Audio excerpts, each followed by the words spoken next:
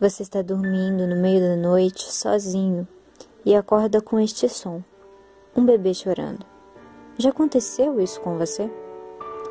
Eu vou lhe explicar por que isso acontece. Há muito tempo atrás, haviam prostitutas, como as dos dias de hoje. Elas obedeciam cada lei do seu cliente ou amante. Na época, o anticoncepcional era coisa cara ou até mesmo não existia.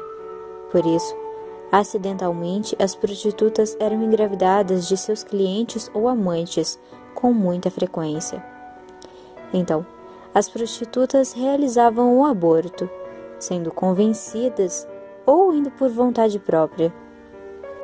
O aborto nessa época era muito difícil, devido à medicina precária. Eles faziam de tudo, criavam natimortos, crianças mortas no útero, ou realizavam uma cirurgia. Estas soluções eram tão brutais que a moça corria risco de vida. É melhor não explicar como era feito, pois era brutal. Depois de removido do útero, eles matavam a criança sem dó. Depois, eles as colocavam em uma caixa e davam para a moça. A criança era enterrada no quintal da casa da prostituta como um indigente, sem caixão decente, sem uma chance de ver o mundo, sem bênção, sem pais verdadeiros, sem nada.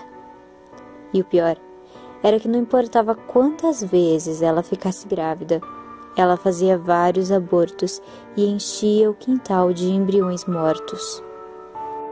Os anos se passaram, a casa dela foi destruída ou vendida ou abandonada. Provavelmente, se aconteceu um choro de bebê na madrugada em sua casa, então ela foi construída em cima da casa da prostituta. Pois este choro é o choro de um abandonado. Uma criança que nunca viveu feliz no mundo, pois ela nunca ouviu. Não importa quantas vezes você tente, o choro nunca irá parar. Existem rituais para fazer o espírito da criança sair da sua casa, mas o método mais fácil é chamar um padre para benzer você e a sua casa. Mas e você? Ouviu algum choro na noite passada? Se você gostou do vídeo, deixe seu like, compartilhe nas suas redes sociais para ajudar na divulgação. Passe na nossa fanpage para sempre ficar por dentro das atualizações. O link está na descrição do vídeo. Também não deixe de se inscrever no canal. Então é isso, até o próximo vídeo.